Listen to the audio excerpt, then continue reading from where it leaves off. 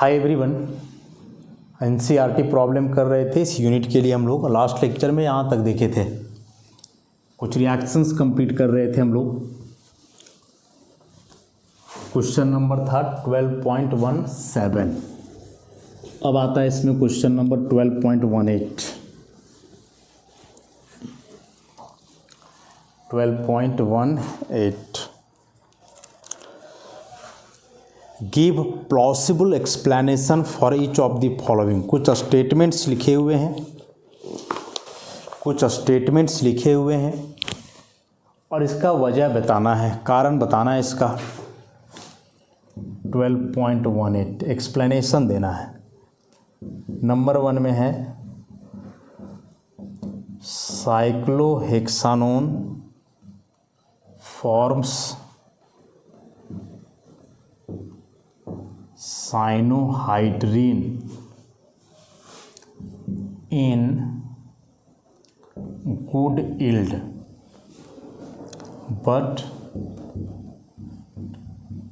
2,2,6 trimethyl cyclohexanone does not। कितना बढ़िया question है, देखो। बोल रहा है कि साइक्लोहेक्सानोन यदि हम लेते हैं, ठीक है, तो साइनोहाइड्रीन बनाता है। साइनोहाइड्रीन कैसे बनता है? CN का रिएक्शन से, प्लस माइनस यहाँ और इस CN अटैक करता है ऐसा, तो EOH और यहाँ CN साइनोहाइड्रीन। लेकिन बोल रहा है कि यदि हम लोग ऐसा कंपाउंड लेते हैं, ऐसा 2,2,6 ट्राइमिथाइल CH3 यहाँ भी एक CH3, 1 2 3 4 5 6 2,2,6 ट्राइमिथाइल ऐसा। तो इसका यही वाला रिएक्शन नहीं हो पाता है। क्यों नहीं हो पाता है? तो ध्यान से पढ़े होगे तो वजह तो पता चल ही गया होगा कि E जो है यहाँ न्यूक्लियोफाइल है, यहाँ अटैक कर रहा है जो इलेक्ट्रोफिलिक है। अब जहाँ भी न्यूक्लियोफाइल का अटैक ऐसे हो तो वहाँ एक बड़ा ही इंपॉर्टेंट चीज़ होता है हिंड्रेंस, अस्टेरिक हिंड्रेंस, उसे देखना पड़ता है। कैसे होगा बताओ? यहाँ आसानी से जाके अटैक कर रहा है क्योंकि यहाँ हाइड्रोजन जुड़े हुए हैं, स्मॉलेस्ट साइज का केमिकल स्पीसीज। लेकिन यहाँ अब आ गया है CH3 दोनों तरफ से। कैसे पहुँच पाएगा? ये हिंड्रेंस होगा, अस्टेरिक हिंड्रेंस, और अस्टेरिक हिंड्रेंस के वजह से जो है यहाँ पहुँच नहीं पाएगा। और साथ ही साथ अब इसका इलेक्ट्रोफिलिसिटी भी काफ़ी कम हो गया, डिक्रीज्ड इलेक्ट्रोफिलिसिटी। दोनों वजह है, इलेक्ट्रोफिलिसिटी कम हो गया और दूसरा हिंड्रेंस आ गया। पहले तो हिंड्रेंस ही आ गया, हिंड्रेंस आने की वजह से वहाँ तक पहुँच ही नहीं पाएगा, पहला वजह हुआ। और जब पहुँच ही नहीं पाएगा तो फिर आगे होना ही नहीं है, सबसे बड़ा बात है। कोई तरह से पहुँच भी जाता मेहनत करके तो देख रहा है वहाँ का इलेक्ट्रोफिलिसिटी ऑलरेडी कम हो चुका है पहले की तुलना में, तो पहुंच करके कोई फ़ायदा भी नहीं है। धक्का मुक्की करके पहुंचो, पता चला टिकट काउंटर पे टिकट ख़त्म।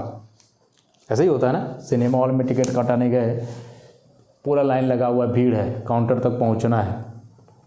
जोर लगाओगे तुम जब तुमको पता चलेगा कि टिकट वहाँ बचा हुआ है। पूरा धक्का मुक्की करके जाते पता चला वहाँ टिकट ही ख़त्म है। क्यों धक्का मुक्की करेंगे? वही चीज़ है कि यहाँ इलेक्ट्रोफिलिसिटी ही ख़त्म है, तो क्यों जी जान लगा करके पहुँचे?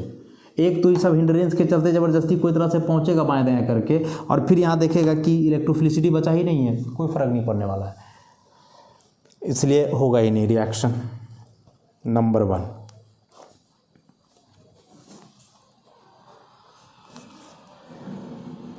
सेकेंड नंबर में क्वेश्चन इसका जो है,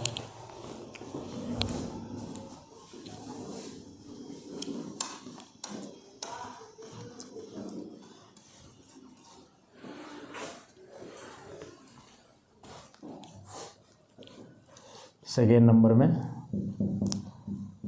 there are 2 NH2 groups in semicarbazide, however only one is involved in the formation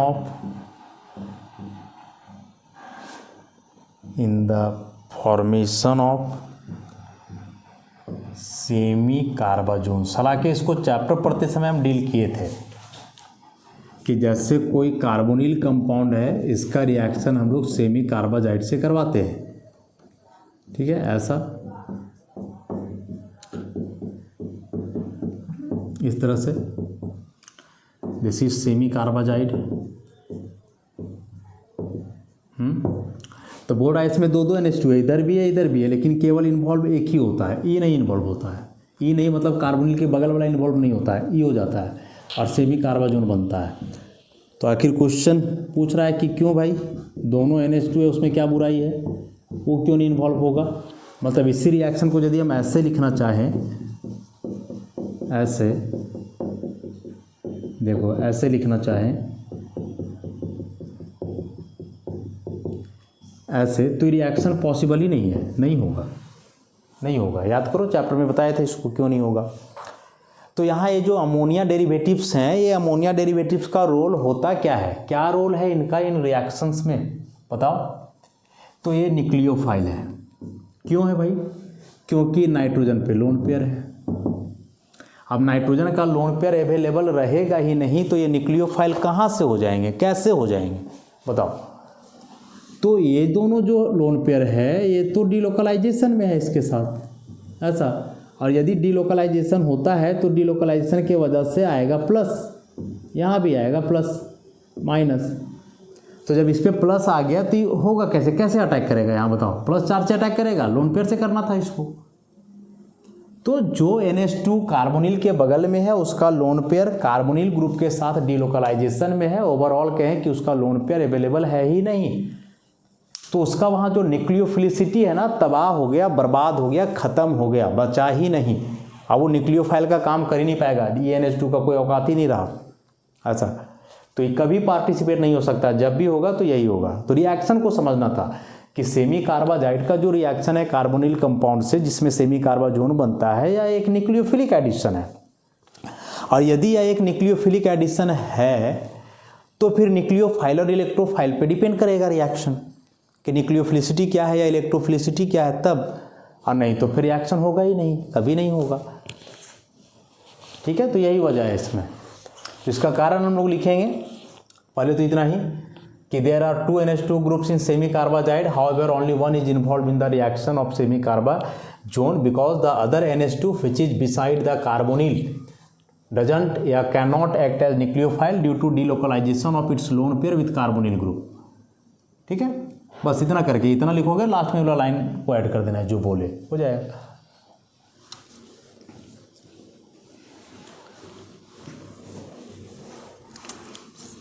next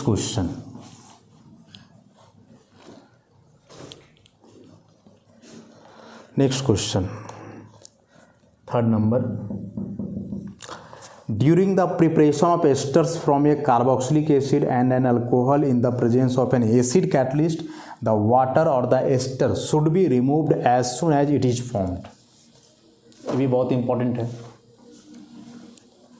esterification पढ़ा हमने कि इसमें कार्बोक्सिलिक एसिड और अल्कोहल का रिएक्शन है,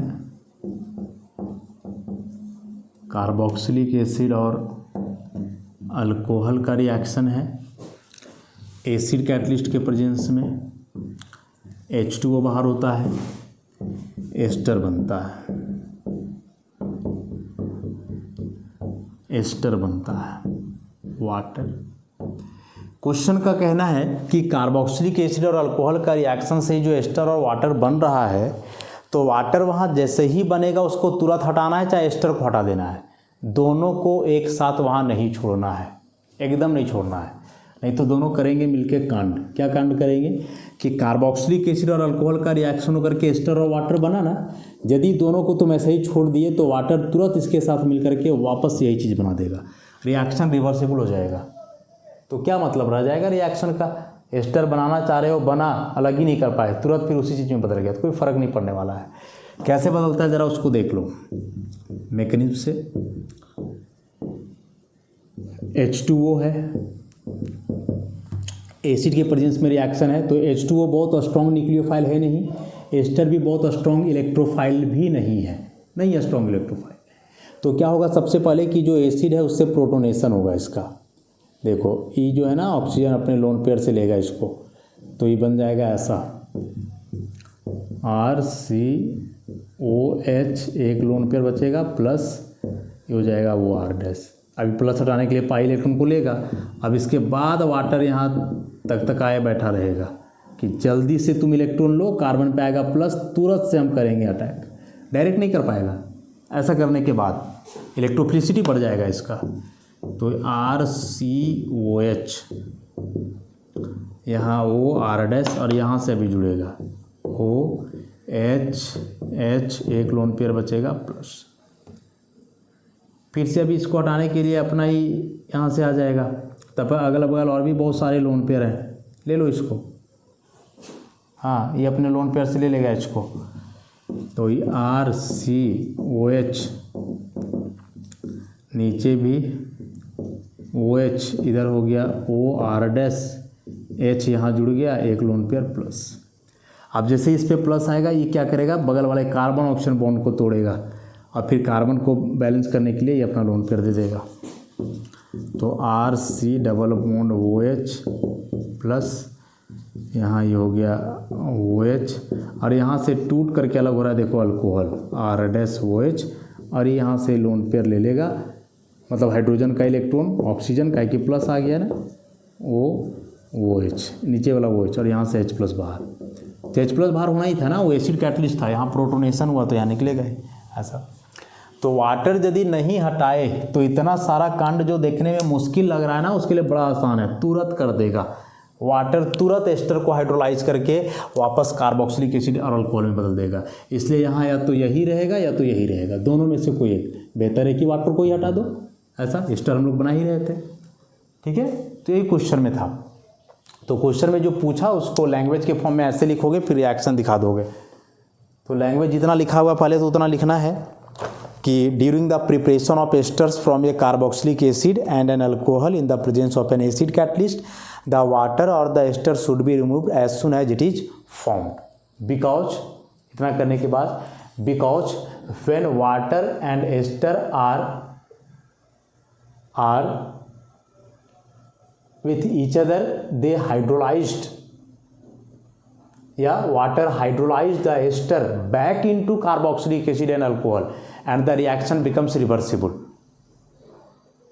बस इतना सा बात लिख देना, रिएक्शन को दिखा दोगे सारा चीज़ क्लियर हो जाएगा। तो ये था 12.18। मतलब ऐसे क्वेश्चन करने के बाद ये तो पता चल रहा है ना कि कुछ ट्रिकी क्वेश्चंस हैं जो एग्जाम में पूछा जा सकता है। जैसा जैसा क्वेश्चन दिया हुआ है बुक में, किस हिसाब से बताया कि कुछ क्वेश्चन हैं जो डायरेक्ट सब्जेक्टिव के रूप में एग्जाम में पूछे जा सकते हैं। तो ऐसे चीज़ों पे भी ध्यान देना है। थ्योरी इसमें क्या है कि नहीं है डजेंट मैटर, क्वेश्चन पे जाओ ना तो समझ में आ जाएगा कि एनसीईआरटी में क्या है। सो लोग लाइटली लेते हैं एनसीईआरटी को, जो कि है नहीं लेने लायक। अगला क्वेश्चन देखो जरा, बड़ा ही शानदार क्वेश्चन है। 12.19 कह रहा है कोई ऑर्गेनिक कंपाउंड है, इस ऑर्गेनिक कंपाउंड में कार्बन है 69.77%, हाइड्रोजन है 11.63%, ऐसा, और बाकी इसमें ऑक्सीजन है रेस्ट। तो ऑक्सीजन कितना बचा, 100 माइनस 69.77 प्लस 11.63 कितना हो जाएगा, 100 माइनस 7 3 10 का 0, 1 7 6 13 14 का 4, हाथ में 1 9 1 10 11 का 1, हाथ में 1 6 1 7 1 8, 81.40। तो कितना आ जाएगा, आई थिंक ये आना चाहिए 18.60, 19, ठीक है। तो ऑक्सीजन आ गया इतना परसेंट। आगे अब देखो, the molecular mass of the compound is 86। इस कंपाउंड का मॉलिक्यूलर मास भी दे करके रखा है 86। आगे का कहानी है, it does not reduce Tollens reagent but forms an addition compound with sodium hydrogen sulphide and give positive iodoform test. Tollens reagent के साथ रिएक्शन नहीं किया, सोडियम बाइसल्फाइड के साथ रिएक्शन किया, आयोडोफॉर्म टेस्ट दिया। ठीक। On vigorous oxidation it give ethanoic and propanoic acid. और फाइग्रस ऑक्सीडेशन हो रहा है, फाइग्रस ऑक्सीडेशन तो दो चीज़ मिल रहा है, ethanoic acid plus propanoic acid, propanoic acid. तो write the possible structure of the compound. तो कंपाउंड का स्ट्रक्चर क्या होगा इसे लिखना है, समझो क्या है सो। तो सबसे पहला तो कंपाउंड का फॉर्मूला पता करना होगा, सबसे पहले कंपाउंड के लिए फॉर्मूला पता करना होगा। सिंपल सी बात है, बिना फॉर्मूला पता किए तो होगा नहीं। और कैसे पता चलेगा फॉर्मूला इसका? तो एम्पिरिकल फॉर्मूला पता करने के लिए जो है एलिमेंट तरीका 11th में ही पढ़ना था, इसका percentage atomic mass, percentage divided by atomic mass, simplest ratio, simplest ratio. बस एलिमेंट है कार्बन, हाइड्रोजन, ऑक्सीजन 69.77%, 11.63%, 18.60। कार्बन का मास 12, 1, इसका 16, डिवाइड कर दो 69.77 बाई 12, 11.63 बटे 1, 18.60 बटे 16। डिवाइड करने के बाद आता क्या है ज़रा उसको देख ले। डिवाइड करने के बाद आता क्या है,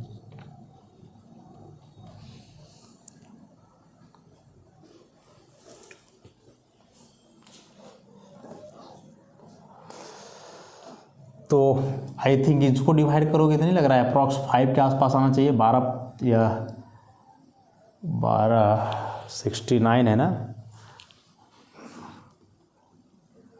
12 × 60, 9 बचेगा पर 98, फिर 1 बच जाएगा, 12 1 कम 1, 5.181 के आसपास, ये 11.63 रहेगा। इसको डिवाइड करोगे तो 16 1 आ जाएगा, 2 बचेगा, फिर 1 आ जाएगा तो 10 बच जाएगा, 0 तो 16 छक्के 96, ऐसे ये आया डिवाइड करके। सिंपलेस्ट रेशियो मतलब क्या करना है कि जितना भी आया इसको स्मॉलेस्ट वैल्यू से डिवाइड करना है। तो 5.81 divided by 1.16, 11.63 divided by 1.16 and 1.16 divided by 1.16। तो ये लगभग 5 के आसपास आएगा, ये लगभग 10 के आसपास आएगा, ये तो कट के 1 ही आ जाएगा। तो यहाँ से कार्बन, हाइड्रोजन और ऑक्सीजन का रेशियो आया 5, 10, 1। तो फॉर्मूला हो जाएगा C5H10O। This is empirical formula. अब देख लो इसका मॉलिक्यूलर फार्मूला निकाल करके या एम्पिरिकल मास निकाल करके। एम्पिरिकल मास तो 12 × 5, 12 × 5 70, हाइड्रोजन का या 12 × 5 60, सॉरी 70 नहीं 60, 1 × 10 + 16 तो ये जाएगा 60 + 10 + 16 तो आ जाएगा 86। तो दिया हुआ मास भी 86 ही था ना, शायद लिखे थे हम लोग 86। तो एम्पिरिकल मास और मॉलिक्यूलर मास सेम आ गया। मॉलिक्यूलर मास 86 दिया हुआ है, एम्पिरिकल मास भी 86 आया। डिवाइड करोगे 86 डिवाइडेड बाई 86 तो 1, और इसी 1 को एम्पिरिकल फॉर्मूला से मल्टीप्लाई करते थे ऐसा। तो यहाँ से कंपाउंड का फॉर्मूला हमें पता चल गया। इस मेथड से पहले फॉर्मूला पता करना था। ऐसे कोई भी परसेंटेज दिया हुआ हो एलिमेंट का तो याद रखना फॉर्मूला पता करने का यही तरीका है। सारे एलिमेंट का परसेंटेज लिखो, उसको एटॉमिक मास से डिवाइड करो, जो वैल्यू आएगा जैसे 3 आया, इसमें से सबसे छोटा वैल्यू से सबको डिवाइड करो तो वो हो जाएगा इसका सिंपलेस्ट रेशियो, उससे मल्टीप्लाई करके फॉर्मूला बन जाएगा। तो ये होता है एम्पिरिकल फॉर्मूला, इसका मास निकालो, और जो मॉलिक्यूलर मास है उसको डिवाइड करो एम्पिरिकल मास से, जितना आएगा उसको इतना से मल्टीप्लाई कर दो। 2 आता तो 2 से करते तो हो जाता C10H20O2, लेकिन 1 आया तो यही रह जाएगा। तो इतना करने के बाद हम लोग को पता चल गया कंपाउंड का मॉलिक्यूलर फार्मूला, कंपाउंड का मॉलिक्यूलर फार्मूला पता चल गया।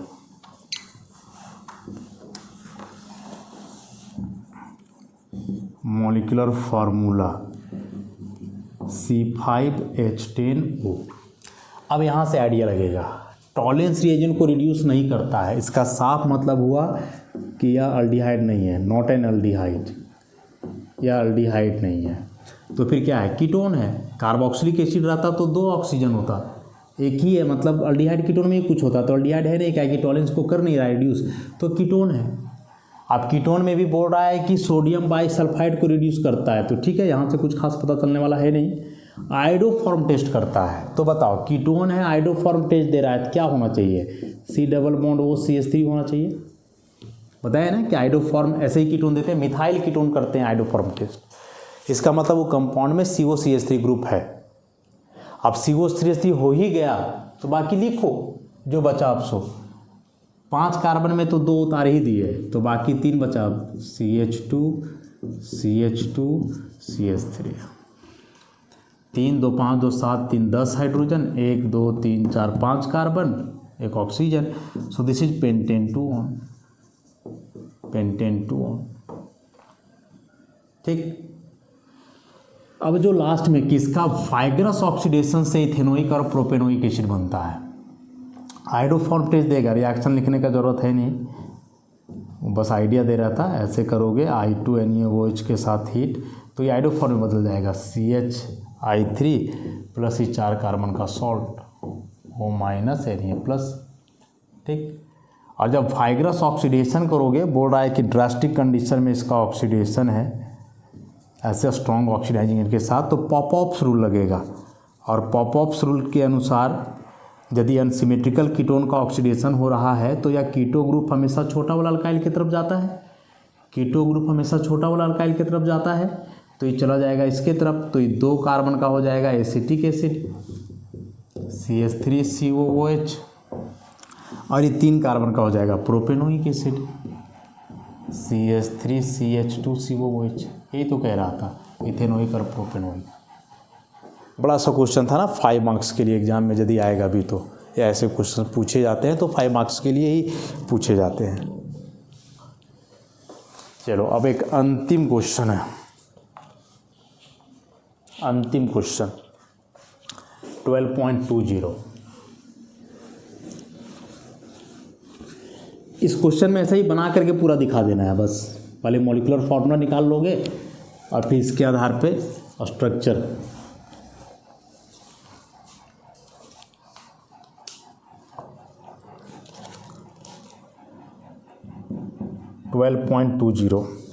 कह रहा although phenoxide ion has more number of resonating structure than carboxylate ion, carboxylic acid is a stronger acid than phenol. Why? बड़ा इंपॉर्टेंट क्वेश्चन है।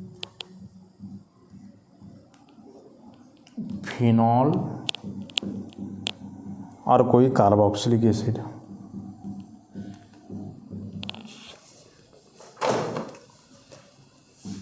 एसिड है, इसको डिटेल में कर चुके हैं, बस याद दिला दे रहे हैं, थोड़ा चैप्टर पढ़ते समय किए थे इस क्वेश्चन को।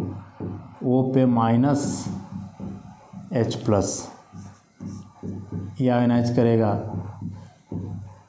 Minus H plus. अभी फिनॉक्साइड का रेजोनेंस स्टेबलाइजेशन होता था ना, इधर और इधर, और ऐसा करके इसका 5 स्ट्रक्चर बनता था। वैसे यहाँ भी होगा, E यहाँ और यहाँ, लेकिन इसका 2 ही बनेगा, RC यहाँ माइनस डबल बॉन्ड O, दोनों को मिला करके बना दोगे तो RCO माइनस माइनस, तो इसके लिए 2 बना। तो रेजोनेंस का एक थ्योरी है कि जिस कंपाउंड के लिए रेजोनेटिंग स्ट्रक्चर ज़्यादा बनता है वह सिस्टम ज़्यादा स्टेबल होता है। तो फिनॉक्साइड के लिए 5 रेजोनेटिंग बनेगा, इसके लिए 2 ही, तो phenoxide should be more stable. और यदि फिनॉक्साइड ज़्यादा स्टेबल होता then phenol has a greater tendency to release H plus ion than this carboxylic acid, and in this case phenol becomes more acidic than carboxylic acid. But reality जान रहे हैं हम लोग कि कार्बोक्सिलिक एसिड ही मजबूत है। तो वजह क्या है, सो देखो नंबर ऑफ स्ट्रक्चर से ही सब कुछ नहीं हो जाता है। कहावत है ना कि ज़्यादा दिन जीने से बेहतर है कि कम दिन में ज़्यादा जियो।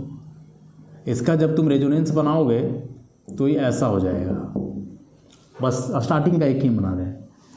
ऐसा होने का मतलब कि शुरू में नेगेटिव था ऑक्सीजन पे, और ऑक्सीजन हम लोग जान रहे हैं कि एक मोर इलेक्ट्रोनेगेटिव एटम है, और यहाँ नेगेटिव आ गया कार्बन पे जो कि एक लेस इलेक्ट्रोनेगेटिव एटम है। यहाँ पहले भी माइनस ऑक्सीजन पे ही था, बाद में भी माइनस ऑक्सीजन पे ही आया। तो फिनॉल का जो फिनॉक्साइड बना, उस फिनॉक्साइड का भले ही 5 रेजोनेटिंग है, लेकिन उसमें से नेगेटिव चार्ज जो है वह लेस इलेक्ट्रोनेगेटिव कार्बन पे आता है, जबकि यहाँ नेगेटिव चार्ज हमेशा मोर इलेक्ट्रोनेगेटिव ऑक्सीजन पे आता है। और रेजोनेंस का थ्योरी कहता है कि negative charge on more electronegative atom is better stabilized than that in less electronegative atom. So यहाँ का नेगेटिव चार्ज ज़्यादा स्टेबलाइज होगा इसके तुलना में। मतलब इसको ऐसे समझ लो ना कि एक अमीर आदमी का पास कर्ज हो तो वो ठीक है, एक गरीब के कर्ज के तुलना में। माइनस तो वही बताता है कि कर्ज है, किसी दूसरे का इलेक्ट्रॉन लिया हुआ है, तो ऑक्सीजन ज़्यादा इलेक्ट्रोनेगेटिव है, कर्ज लेकर के वो पचा सकता है, लेकिन कार्बन नहीं, इलेक्ट्रोनेगेटिविटी कम है। गरीब लोगों को कर्ज लेकर के पचाने का हक नहीं है। जनरल बात हम बता रहे हैं समझाने के लिए। तो वही चीज़ यहाँ है कि ऑक्सीजन पे माइनस, कार्बन पे माइनस, ऑक्सीजन पे माइनस चलेगा, कार्बन पे माइनस नहीं चलेगा, इसलिए फिनॉक्साइड लेस स्टेबल है। नंबर ऑफ रेजोनेटिंग स्ट्रक्चर ज़्यादा होने के बावजूद यह कार्बोक्सिलेट से कम स्टेबल है, और जब ये कम स्टेबल हुआ तो फिनॉल का H+ रेजिंग टेंडेंसी कम होगा, तो कमजोर एसिड होगा, ये मजबूत हो जाएगा। ठीक है, तो इस तरह से यह जो यूनिट है aldehyde ketone carboxylic acid theoretically question answer wise पूरी तरह से समाप्त होता है। फिर वैसा कभी लगा तो कुछ कॉम्पिटिटिव एग्जामिनेशन के कुछ क्वेश्चंस जो है ऑब्जेक्टिव के फॉर्म में प्रोवाइड करवाया जाएगा, लेकिन फिलहाल के लिए इतना चैप्टर अच्छे से ढंग से करके रखो। धन्यवाद।